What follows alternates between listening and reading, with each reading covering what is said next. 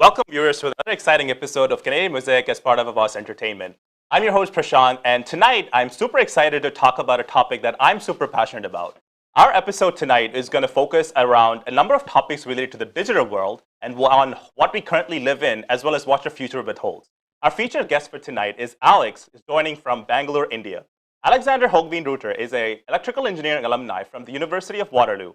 He's worked at Manitoba Hydro and has completed his MBA at Indian School of Business in Hyderabad. Alex works as an associate investment officer for the International Finance Corporation on renewable energy integration and financing.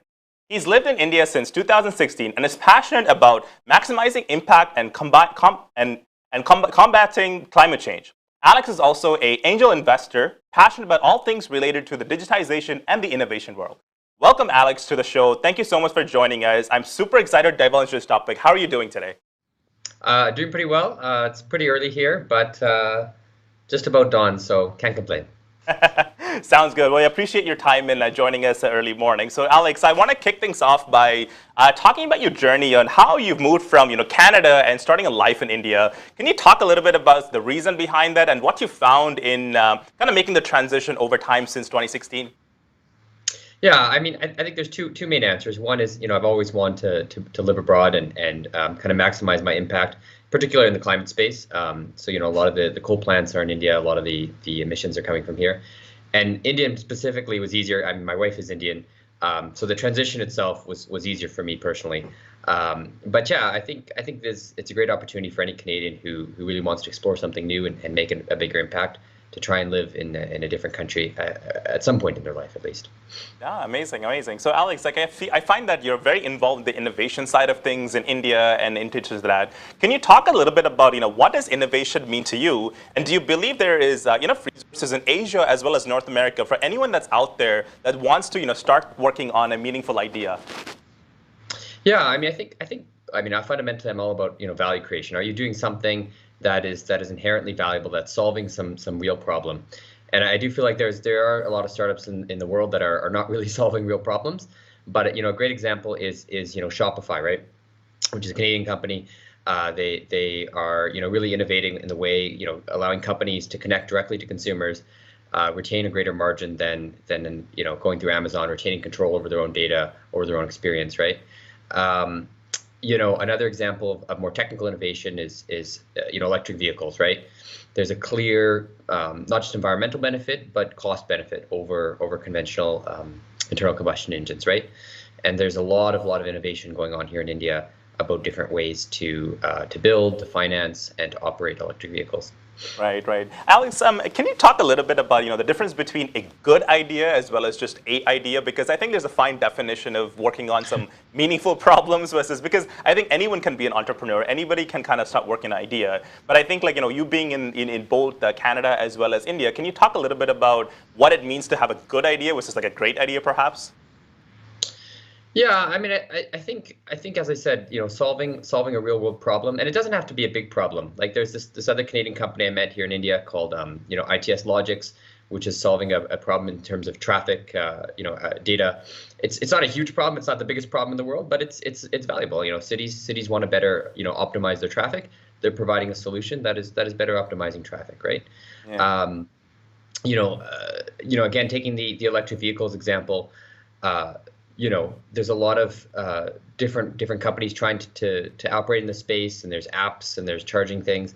But fundamentally, I think the companies that are adding the most value are those who are finding an innovative way to actually get people to use electric vehicles and to actually benefit from those cost savings.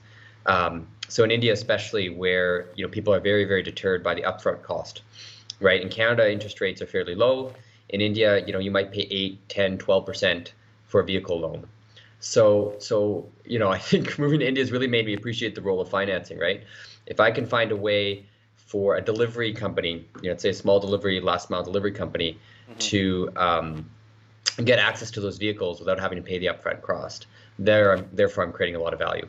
Whereas in Canada, maybe that wouldn't be as important, because maybe delivery companies would have the capital to buy vehicles themselves, right? So I think it really depends on the context. And in different countries and different jurisdictions, the value would be different.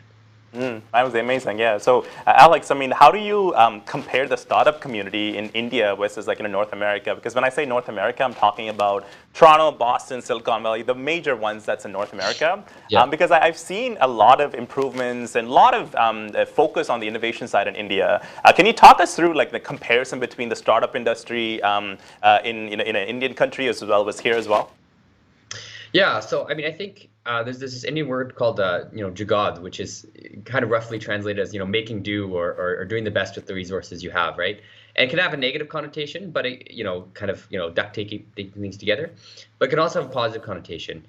And I think in Silicon Valley especially, you have big funding, right? I've seen companies that are raising say $15 million rounds, and I see a company in India doing something very similar that's looking for $500,000.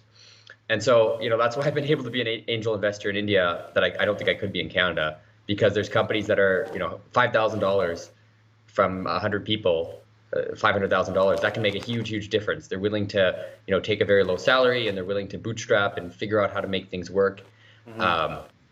So I think in Silicon Valley, you have these very well-funded companies with, big money even before they even have an idea. I think in Canada, you're starting to see a growing ecosystem.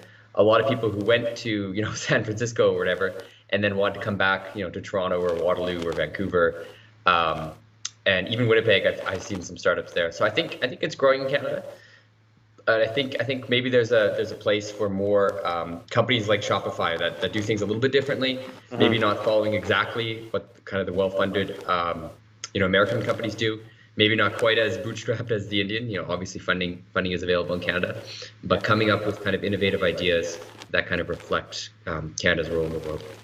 Yeah, no, absolutely. So, Alex, I want to kind of go back to your time that you spent in Hyderabad when you were in Indian School of Business.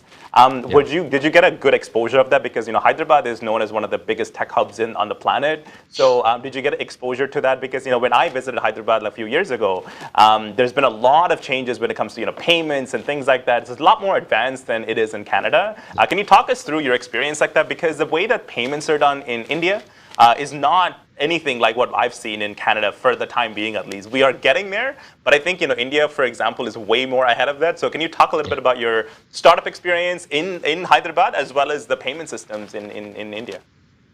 Yeah, so I think having less well-developed financial system is actually in some sense an asset for India, right?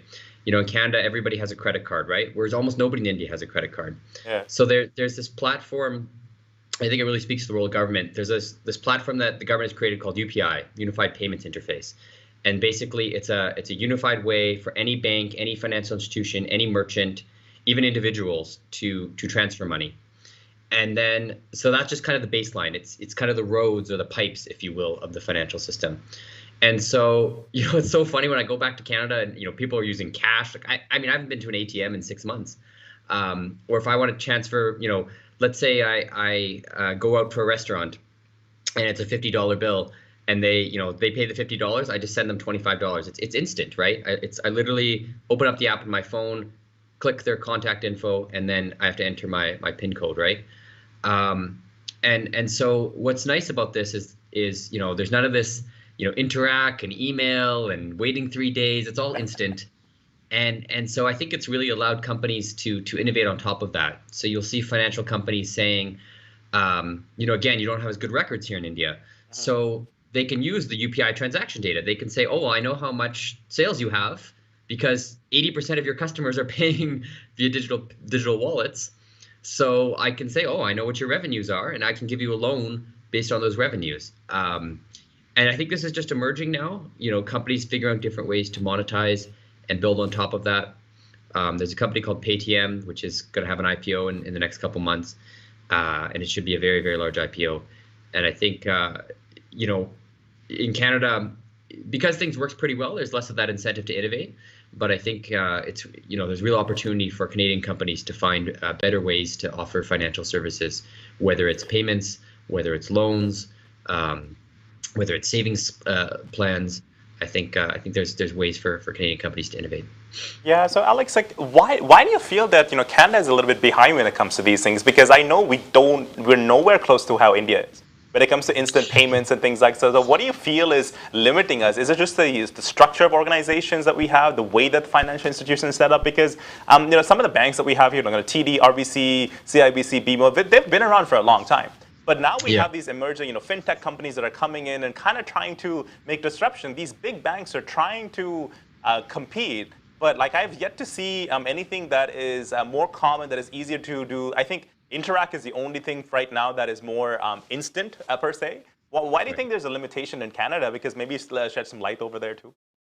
Yeah, I mean, and to be fair, I think it's partly just because things work. And so when things work, you tend to be very conservative. You say, I don't want to rock the boat. The regulators aren't gonna make radical changes or allow for radical innovation.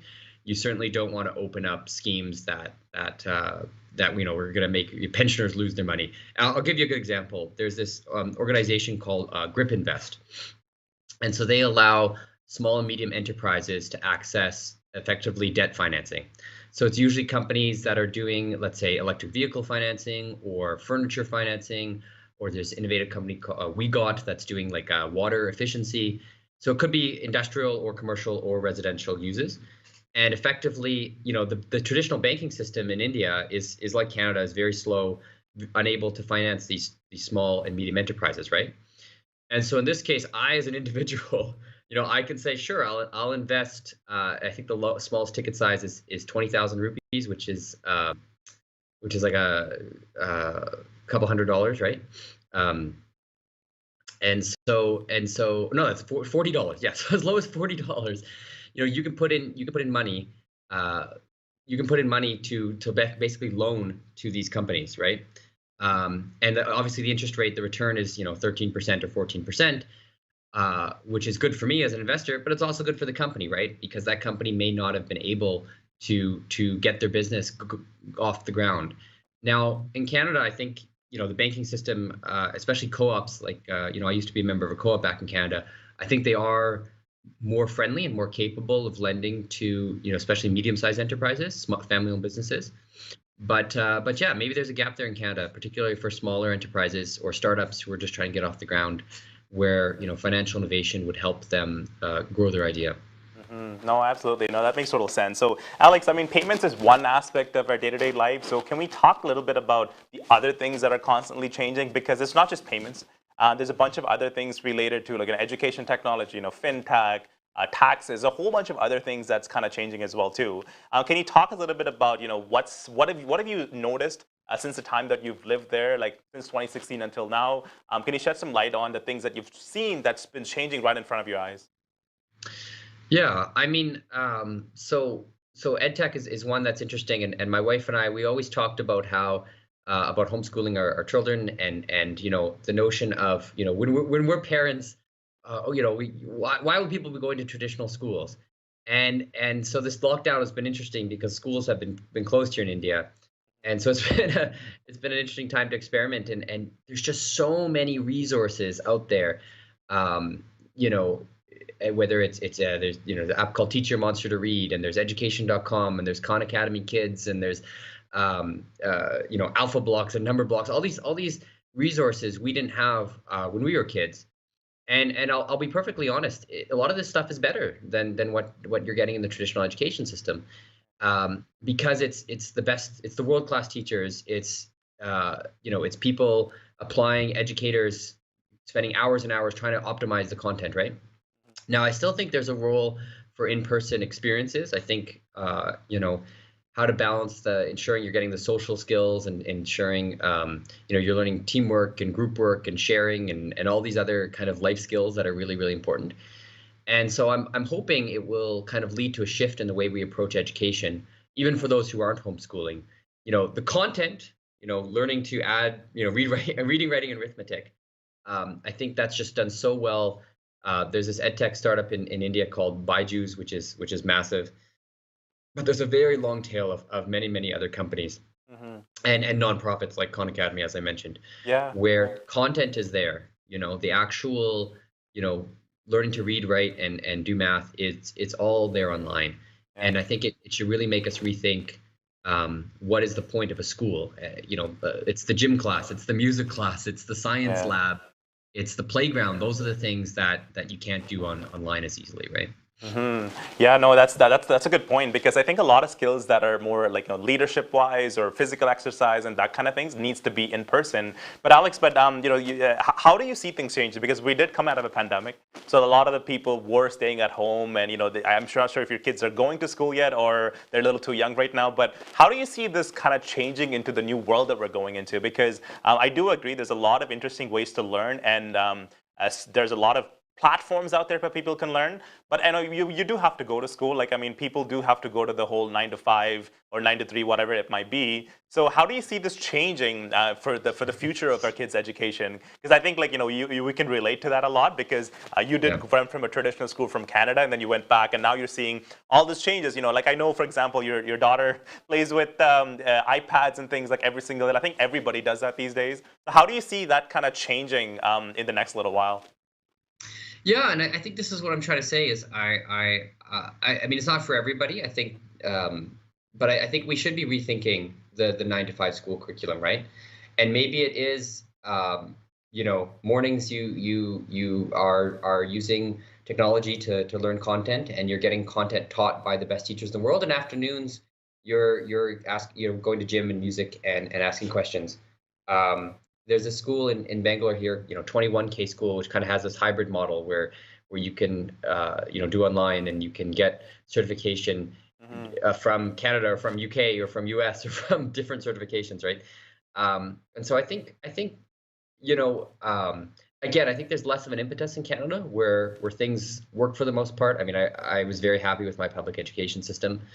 I think because in India the public education system is so weak, it's created a space for private companies to innovate.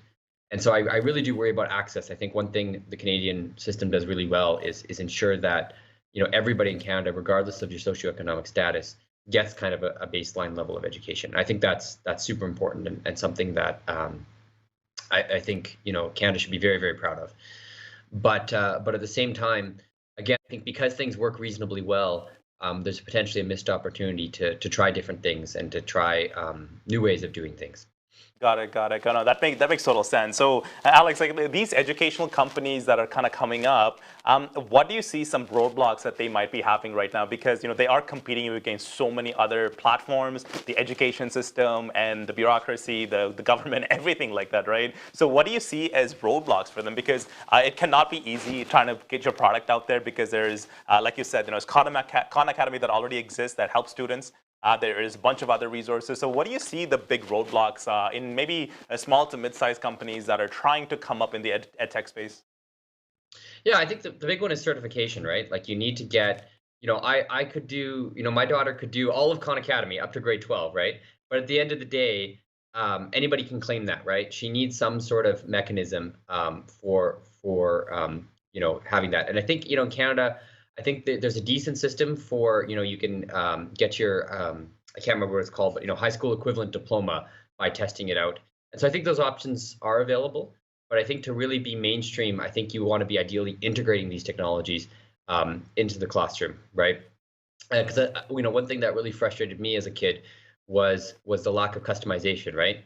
The teachers are often they're teaching to the weakest student in the class, right?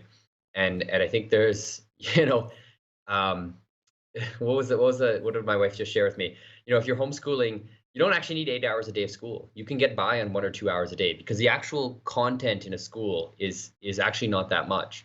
And so much of school is spent, waiting for the slowest kid in the class, or it's spent on, other value add activities like sports and like music and recess and all these things that are very, very valuable. But I think, schools rethinking using technology to help customize their program and say, maybe this kid is grade 5 in math and grade 3 in English, rather than just saying they're grade 4 in both, right? Yeah.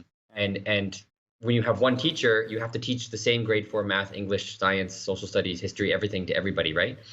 Whereas when you use technology, you can be a little bit more flexible, but you'd have to have the schools recognize that. You'd have to have the schools allow that. Absolutely. No, I completely understand because I think quality over quantity, you don't have to be in school like, all this time. So I definitely agree with you. There's only a small component that's actually like, content oriented. But at the same time, Alex, I think part of the reason that students go to school is to get adapted to the whole, 9 to 3 schedule, being socializing, respecting teachers, all that kind of stuff, right? So that kind of plays into effect, right? How do you see that kind of transcribing the technology? Because technology is only so much. You need something physically in you. We haven't gotten to a way of, augmented reality and things like that yet. So teachers not coming and looking at you that way yet. I feel there is possibilities in the future. Like you could be in a virtual classroom that this type of technology could happen. But do you think that would kind of, do you see that happening in the near future? Because we are pretty close with just our mobile phones that we have and just gadgets that we have so far. Well, I think the technology is there, and I think I'd really question whether we should be training kids for 9 to 5 office work life, right? I think the pandemic has really shown just how unnecessary that is.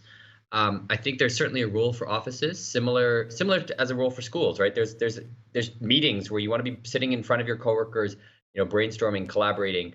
You want to be able to go out for coffee, go out for lunch. You want to be able to see things physically. Particularly, in engineering, you want to be able to put your hands on something. So I do think there's a role for the office. I do think there's roles for spaces to congregate. But the notion that we all need to sit in a cubicle from 9 to 5 every day, I'm hoping that won't be the case in 5, 10, 15 years. And so, the question is, why are we expecting our kids to be educated to train them for jobs from the previous century, right? Mm-hmm. And so, I think even one thing that's interesting about India is the school day is actually quite short. It's like 9 to 12, so it's like 3 or 4 hours. And so one school we were looking at, basically, so you get your school done in 3 to 4 hours, and then the entire afternoon is spent, on. Well, it changed day, but one day it might be learning a sport, one day it might be music, one day it might be theater, et cetera, et cetera, et cetera, right? So I think trying to again separate the goals and objectives, and in the workplace is similar. What are my deliverables that my company or my boss expects from me? Yeah.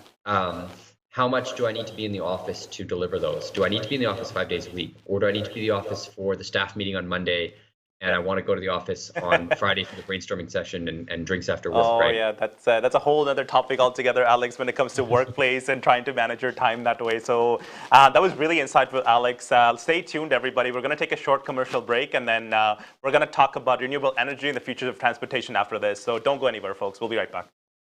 पूरे Ontario में लाखों लोग अपनी कोविड-19 की vaccine हासिल कर चुके हैं। हेल्थ कनाडा की मंजूरशुदा तमाम वैक्सीन्स महफूज और अस्पतालों, डॉक्टर्स के दफातर, फार्मेसीज और अवामी वैक्सीनेशन के मुकामात पर हासिल हैं। अपना किरदार अदा करें, अपनी वैक्सीन हासिल करें। 300 जुबानों में मदद के लिए ontario.ca/book वैक्सीन पर जाएं या 1-888-999-6488 पर कॉल करें। आपकी रिहाइश ऐसी हो जहां जिंदगी की सहूलत मयस्सर हो, जो आपको बुलंदियों पर ले जाए, तो मिलिए रियल एस्टेट मार्केट के experienced real estate professional Amit Oberoi से। GTA में रियल एस्टेट मार्केट के हर अंदाज से वाकिफ। आपको घर खरीदना हो, बेचना हो या करना हो मुनाफे का इन्वेस्टमेंट, मेरे तजुर्बे से आज ही फायदा उठाएं। आज ही कॉल करें Amit Oberoi 647-291-8102। Amit Oberoi, beautiful homes you can afford.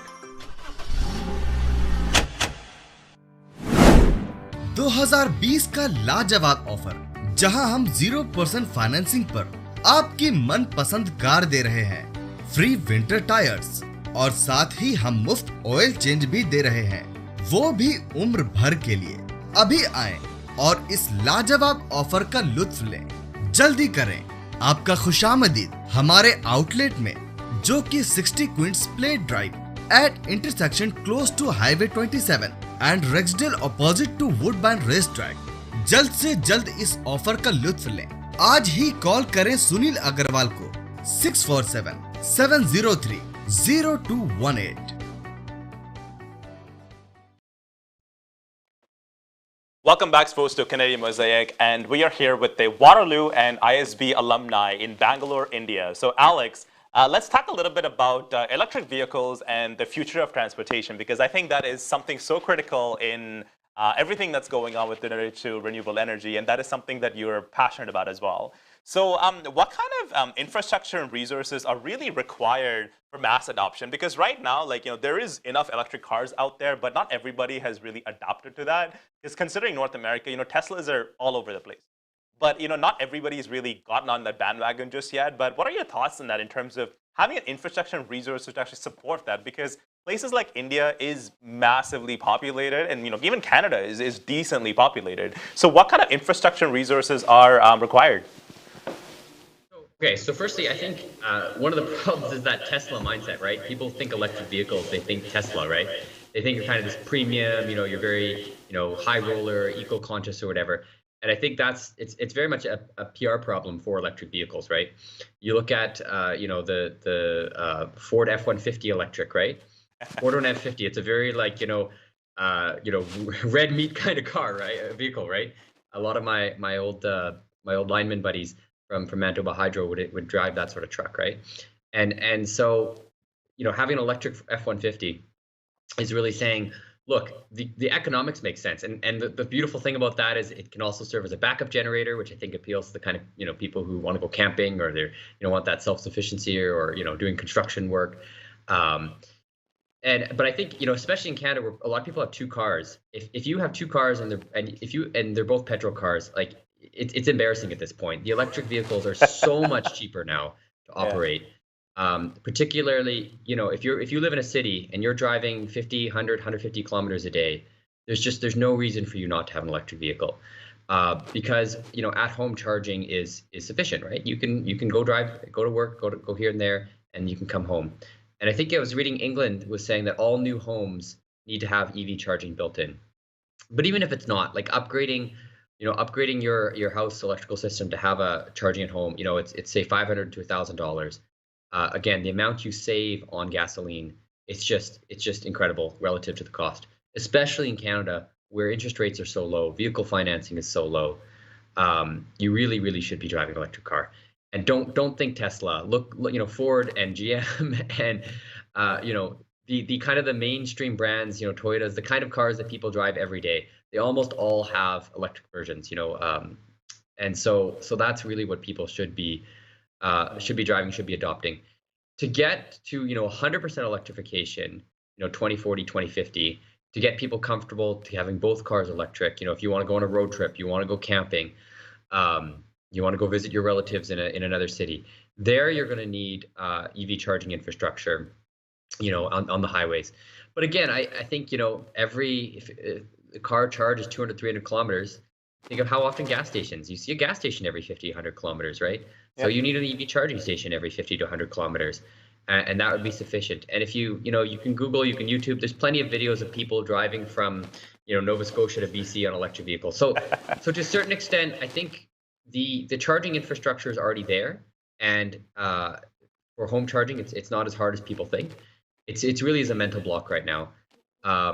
And I remember doing TCO, or total cost of ownership calculations, almost 10 years ago now, when I was at Manitoba Hydro, and the economics made sense then, and the case is only even stronger. I think in India it's interesting because only a very tiny portion of Indians have cars. Most people drive what they call two-wheelers here, which is kind of a broad range all the way from kind of motorcycles to what they call scooters. They're basically low speed motorcycles, small low speed motorcycles, and a lot of them are being electrified now. Again, just because the cost makes sense. Mm-hmm. And again, you're seeing innovation here where people are looking at trying to figure out better ways to finance vehicles, particularly for commercial vehicles, where businesses tend to be more economic minded, and they realize if you're doing deliveries, for Amazon, or you're working for well, here we have Zomato, but I guess there it's Uber Eats or DoorDash or what have you. Yeah. All those people should definitely be driving electric vehicles, right? Because they're driving so much that the gasoline savings are so high, right? Yeah. If you're only driving once a week, then the savings aren't there. But if you're driving 3, 4, 5 times a week, or you're a delivery driver driving more frequently, and so you're really starting to see a lot of startups in this space in India doing a lot of innovation. And I think a huge opportunity right now in Canada start with the commercial vehicles, but I think expanding to end consumers as well is going to be a huge opportunity. Yeah, no, Alex, I think another point I want to add is right now, at present moment, the gas price is almost 150 cents per liter. That's pretty high. That's quite high. I think it's a good enough reason for people to consider the electric cars and kind of start moving their ways that way. Alex, so I know in another episode we talked about climate change and the effects of that, right? So do you see that something like moving to electric vehicles helps us with everything that's going on in the world, or is that kind of not related at all? So what are your thoughts on that with respect to climate change and electric vehicles? So, I mean, okay, well, so firstly, it depends. I think in Canada, you have very hydro-dependent provinces like Manitoba, Quebec, BC. So there, absolutely, it's a slam dunk. The converting from gas to hydropower the emissions reduction is 95%. The emissions from solar and wind and hydro, it's not zero. I mean, there's obviously emissions that go into making the steel or making the solar panels. Similar with electric vehicles, the batteries, making the batteries can be quite energy intensive. So there is a carbon payback period, if you will, and depending on which study you read, it's 1 or 2 years. But I think yeah, even in provinces like Ontario, we got a lot of nuclear and a lot of wind now. I still think EVs are a very solid choice. You look at a country like Norway, where they try and internalize the carbon cost into the gas prices. So their gas prices are like $2.50, $3 a liter, right? And so there you have 45-50% electric vehicles. And I think in Canada it's been slower adoption, and I hope the people people start to look at the economics, the long-term lifetime cost of their electric vehicles. But yeah, from a carbon perspective, from a climate perspective, it absolutely makes sense. Even in Saskatchewan, Alberta, where you have the most, the dirtiest power, it still makes sense. It just barely makes sense, right? Yeah. And so this is the case in India as well, where electric vehicles are good for the climate, but relative to diesel or petrol vehicles. But the savings, because the grid relies so much on coal, the savings is very, very minor. So it is really, really important to continue to add solar and wind and hydro and nuclear and biomass to the grid to reduce the emissions of the grid, and then I think you have to do both. Yeah. Got it. No, that makes sense. So, Alex, I mean, now, what are some things our viewers should think about before getting their hands on an electric vehicle? Because I think there's a lot of people are confused and not sure if this is the right step to do. Can you give us some tips and suggestions of what they need to think about before investing in one? So, not necessarily Tesla, but I mean all the other things that we talked about. Because I think the word Tesla just rings the bell because that came into the market. Yeah. It's what stuck to the market. So, what are some things they need to consider in terms of their next car purchase?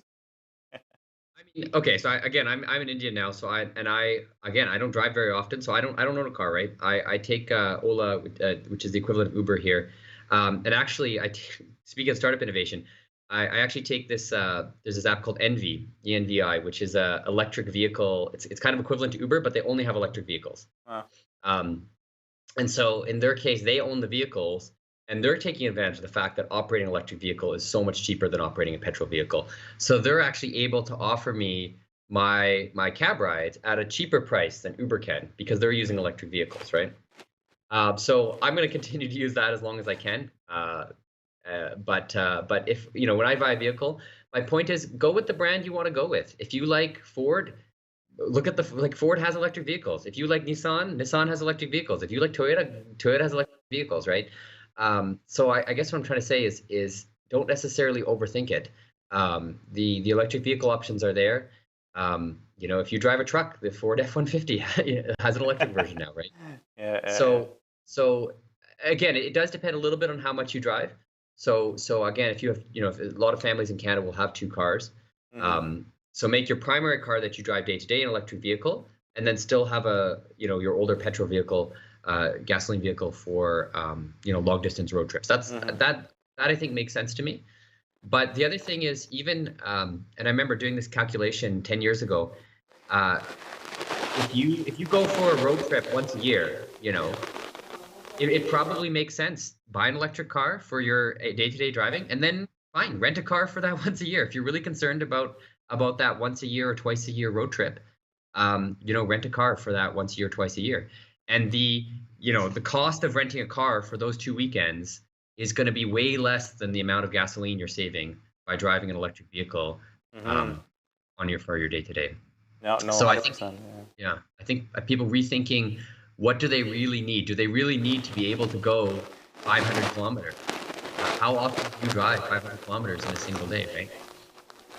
Yeah, no, that makes perfect sense. So, Alex, I think I want to ask a little bit about what do you think, what kind of advice you have for young entrepreneurs and startup enthusiasts? Because there's a lot of people that are having this idea, like people are looking at this, hey, all of the things that we just talked about seems interesting. What kind of advice and tips do you have for these young individuals that are just watching the show?